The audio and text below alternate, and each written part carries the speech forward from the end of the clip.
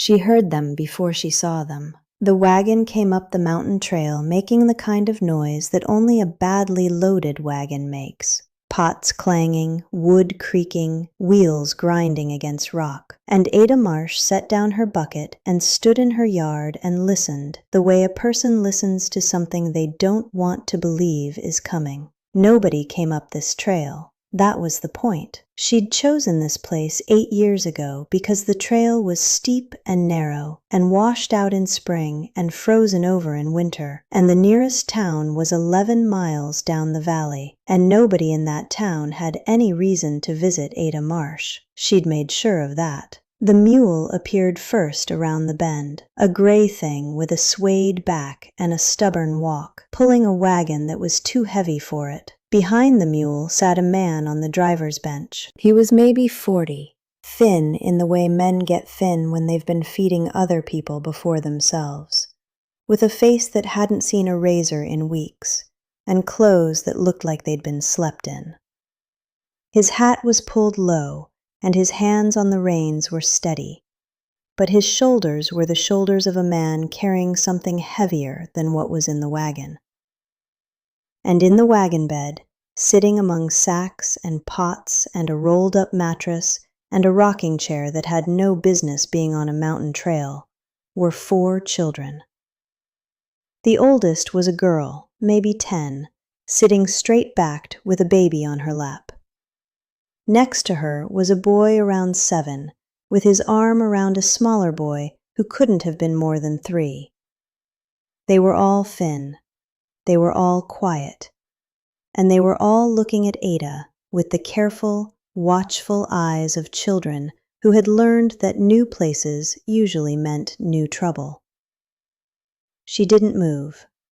She stood in her yard with the bucket at her feet, and she watched the wagon pull to a stop at the edge of her property. The man set the brake and climbed down slowly, like his body hurt in places he'd stopped counting, and he took his hat off and looked at Ada across 20 feet of dirt and wildflowers, and said, "Ma'am, my name is Emmett Calloway. I was told there was a cabin up this trail that might have room." "You were told wrong," Ada said. He didn't flinch. He looked at her with eyes that were too tired to be surprised by anything. "We've been on the road 9 days. The children haven't eaten since yesterday morning. I'm not asking for charity. I'm asking to rest. And I'm telling you to turn around." She meant it, every word. She'd spent 8 years building a life around not needing anyone and not being needed by anyone, and she had no intention of letting a stranger with a wagon load of children crack that open. She'd cracked open before. She knew what was inside, and she'd decided a long time ago that keeping it sealed shut was the only way to survive what had happened to her.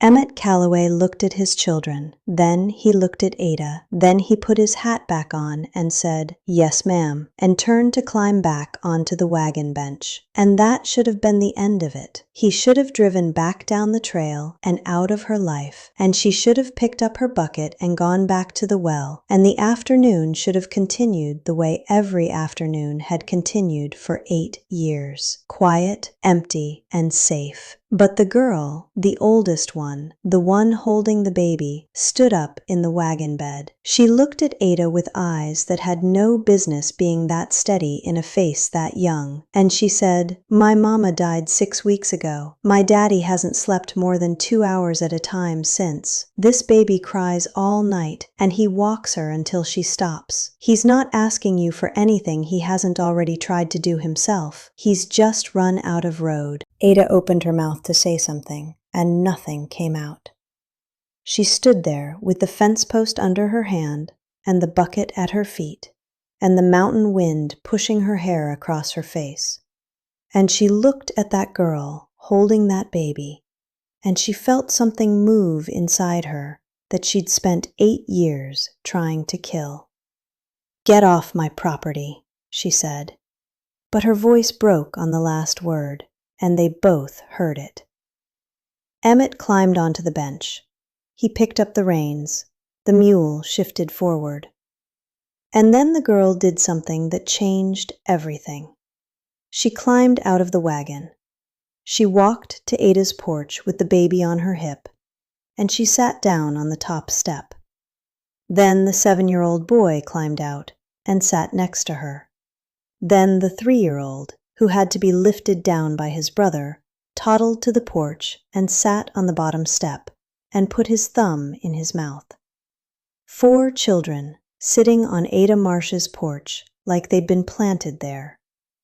Emmett turned on the bench and looked at them. "Nora," he said to the girl, "get back in the wagon." "No, sir," Nora said. Her voice was polite and absolute. "We've been in that wagon 9 days, and this porch has a roof, and I can see a well from here, and this baby needs water, and so do I. The lady said to leave. The lady can tell us herself." They both looked at Ada. The whole mountain went quiet, in that way mountains do when something is about to happen, and even the wind knows it. Ada looked at 4 children on her porch. She looked at the baby, who was awake now and staring at her with enormous dark eyes. She looked at the 3-year-old with his thumb in his mouth and his feet not even reaching the ground from the step. And she felt the thing she'd sealed shut 8 years ago press against the door so hard the hinges groaned. "One night," she said, "water, food, and you sleep in the barn. You're gone by morning." By the way, if you're already feeling this story in your chest, take a second to subscribe and leave a comment telling us what country you're listening from. We read every single one. Now let's continue. She fed them. She didn't want to. She didn't want to open the root cellar and pull out the potatoes and the salt pork and the bread she'd baked that morning. She didn't want to set 5 extra places at a table that had only held 1 plate for 8 years. She didn't want to heat water for the baby, or find a clean cloth for a diaper, or watch Nora feed her siblings with the practiced efficiency of a child who'd been mothering longer than she'd been mothered. She didn't want any of it, but she did it, and the doing of it cracked something open that she couldn't close again. The 3-year-old's name was Samuel. He fell asleep at the table with a piece of bread still in his hand, and Ada looked at him and felt a pain so sharp and so specific that she had to leave the room. She went out to the porch and stood in the dark and pressed her hands against her stomach and breathed until the pain became something she could carry instead of something that was carrying her. When she came back inside, Nora had cleared the table and washed the plates and was rocking the baby in the rocking chair they'd brought in from the wagon. The 7-year-old, whose name was Thomas, was asleep on the floor next to Samuel, and Emmett was standing by the stove with his back to the room, his hands flat on the counter, his head bowed, his shoulders shaking in a way that a man's shoulders only shake when he thinks nobody is watching. Ada didn't say anything. She went to the cabinet and took out a blanket and set it on the table and went to her room and closed the door. She sat on the edge of her bed in the dark, and she pressed her fists against her eyes, and she said to the empty room, "Don't you dare. Don't you dare let them in." Morning came, and they didn't leave, not because Ada didn't tell them to. She stood on the porch at dawn and said, "It's morning, time to go." And Emmett nodded and started loading the wagon, and Ada watched him and told herself this was right, this was necessary, this was how she survived. And then Samuel woke up and walked out onto the porch in his bare feet and looked up at Ada and said, "Is this your house?" She said yes. He said, "It smells like my mama's bread." And then he reached up and took her hand and held it. Not because he wanted anything, just because he was 3, and the hand was there, and the bread smelled like home, and that was enough reason. Ada looked down at his hand in hers. It was so small that her fingers closed around it completely. She could feel his pulse in his palm, fast and light, like a bird's heart. And the thing she had sealed shut broke open so violently that she had to sit down on the step to keep from falling.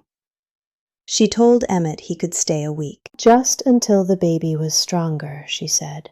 Just until the children had rested. Just until he'd figured out where he was going next. She said it like she was doing him a favor, like she was in control, like the walls she'd built were still standing. They weren't. Samuel had walked through them, holding her hand, and he hadn't even noticed they were there. The week stretched. It stretched the way rivers stretch in spring, slowly, inevitably, finding new ground.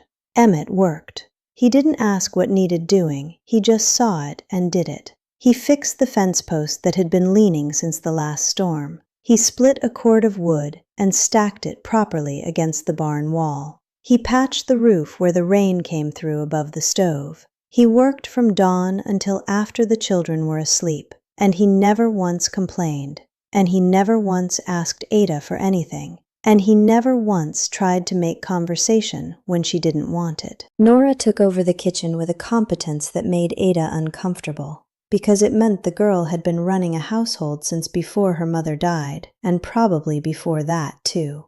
She cooked, cleaned, managed her brothers, fed the baby, and did it all with a calm that wasn't calm at all, but was the particular stillness of a child who has learned that falling apart is not an option.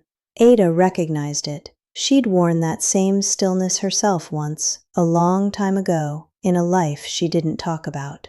Thomas was quiet and watchful and good with animals. He found Ada's chickens the first morning and had the eggs collected before she was out of bed. He asked permission before touching anything and said please and thank you with the careful precision of a boy who'd been taught that politeness was armor. The baby, whose name was Ruth, was 5 months old and had a way of looking at the world with her dark eyes that made Ada feel like she was being studied by something ancient and patient. And Samuel.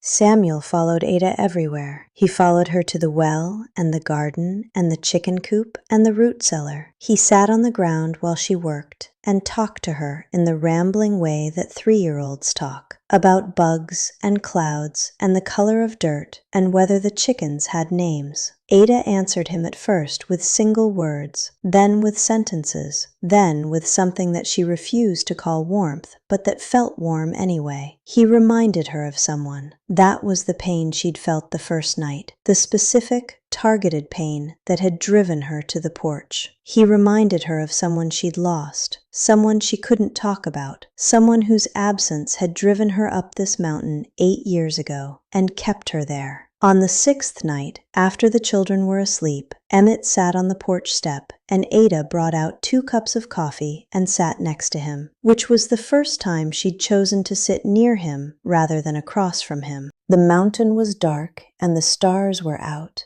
and the air smelled like pine and cold earth, and somewhere below an owl was calling. "You haven't asked me anything," Emmett said. "I don't need to. Most people ask, where's their mother? What happened? Where are you going?" "I know where their mother is," Ada said. "I can see it in Nora's face every time she picks up that baby. I can see it in Thomas when he flinches at loud sounds. I can see it in the way you check on them 6 times a night. I don't need you to tell me what grief looks like. I've lived inside it." He was quiet for a long time. Then he said, "Her name was Catherine. She died in childbed with Ruth, bled out before the doctor could get there. We lived on a small farm outside Prescott. Nothing grand, just enough to keep us fed. Catherine ran that place as much as I did.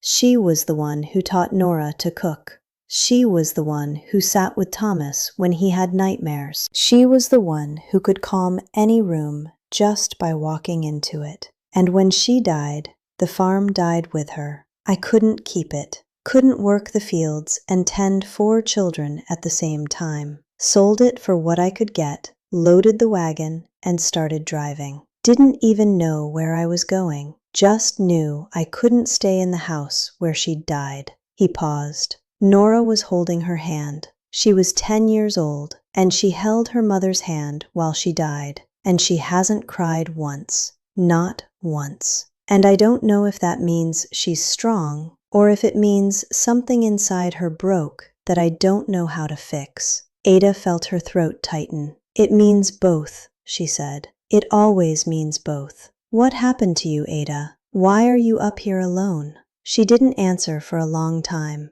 She held the coffee cup in both hands and stared at the dark, and she felt the door inside her swing open the rest of the way, and she let it, because she was tired of holding it shut, and because this man sitting next to her with his dead wife and his 4 children and his shaking shoulders had earned the truth, whether he knew it or not. I had a son, she said. His name was Daniel. He died when he was 3. Scarlet fever. It took him in 4 days. My husband couldn't bear it. He left 2 months later. Said he couldn't look at me without seeing the boy. So I came up here because this mountain doesn't remind me of anything, and there's no one here to leave. The silence that followed was not empty. It was full in the way that only shared grief can fill a silence, not with noise, but with the understanding that some things can only be carried if someone else knows you're carrying them. Samuel reminds you of him, Emmett said. It wasn't a question. Every single day. Is that why you want us to leave? It's why I'm terrified to let you stay. Emmett set his coffee down. He turned to her, and his face was honest in the way that only exhaustion and loss can make a face honest, stripped of everything except what's real. I can't promise you it won't hurt, he said. I can't promise you that loving 4 children who aren't yours won't break your heart in ways you didn't know it could break. But I can promise you that this porch won't be quiet anymore. And I think you've had enough quiet, Ada. I think the quiet is killing you the same way it's killing me. She didn't answer. She didn't need to. She stood up and went inside and came back with a second pillow and a blanket. And she set them on the bench by the door, and she said, "Stop sleeping in the barn. The nights are getting cold, and you'll be no good to anyone with pneumonia." And Emmett looked at her and knew that was as close to yes as Ada Marsh was capable of saying. And he took the blanket and the pillow, and he said, "Thank you, Ada." And she said, "Don't thank me, thank your daughter. She's the one who sat on my porch and wouldn't move." The days turned into weeks, and the weeks settled into something that felt less like an arrangement and more like a life. Emmett built a room onto the cabin for the children. Ada taught Nora how to preserve food for winter and watched the girl's shoulders drop an inch at a time as she slowly let go of the weight she'd been carrying. Thomas started talking more. He told Ada about the farm they'd lost, about the river near their old house, about his mother's garden. He spoke carefully, like someone placing stones across a creek, testing each one before putting his weight on it. The baby grew fat on goat's milk and potato mash and learned to smile at the sound of Ada's voice. And Samuel kept following Ada everywhere. He held her hand when they walked. He sat in her lap when she rested. He fell asleep against her shoulder at night, and she let him. And each time she felt the pain of what she'd lost, and the warmth of what she was gaining. And she learned that those 2 things could exist in the same body at the same time without destroying it. She married Emmett in the autumn. There was no church and no preacher. They stood on the porch at sunset with the 4 children around them, and Ada said, "I take you." And Emmett said, "I take you." And Nora said, "Finally," which made everyone laugh, even Ada, who hadn't laughed in 8 years and had forgotten how much it hurt and how much she'd missed it. Samuel asked if this meant Ada was his mama now. Emmett started to say something careful, something measured, but Ada spoke first. "If you'll have me," she said. Samuel looked at her like the question was the strangest thing anyone had ever asked. "I already had you," he said, "since the bread." That winter was the hardest the mountain had seen in a decade. Snow came early and stayed late. and the wind blew so hard some nights that the new room groaned against its joints. But inside, the cabin held. Ada cooked meals that stretched further than they should have, because she'd spent 8 years learning to survive on nothing, and now she had a reason to turn that skill into something more than survival. Emmett kept the fire burning, and the animals fed. Nora sewed quilts from old clothes, and the children slept under them in piles like puppies, tangled together,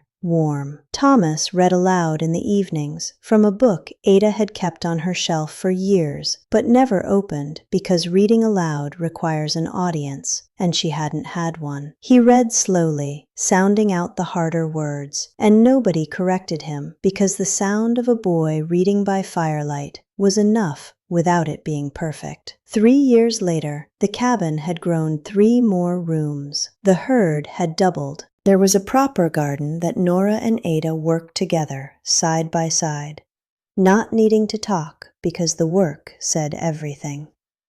Thomas had a horse of his own and rode the lower pastures with Emmett every morning. Ruth was 3 now, and running and talking, and her dark eyes still studied the world with that ancient patience. And Samuel was 6, and he still held Ada's hand every day, and he still smelled the bread every morning, and he still said it smelled like home, and Ada had stopped flinching when he said it. She'd started believing it.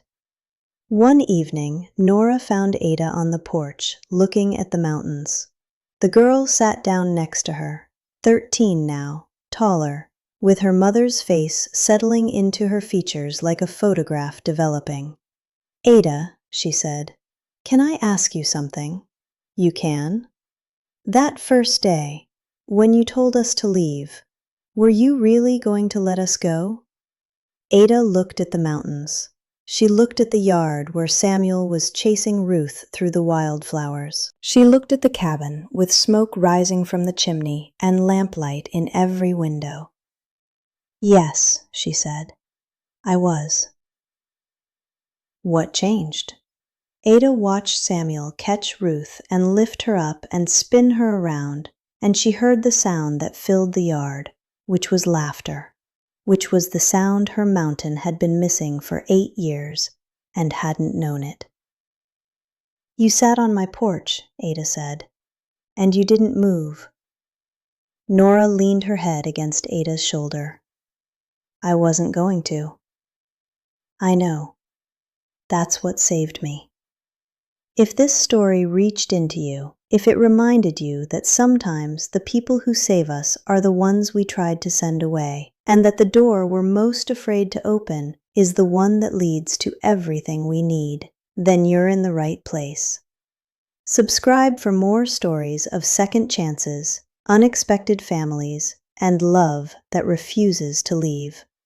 Subscribe now and don't miss the next one.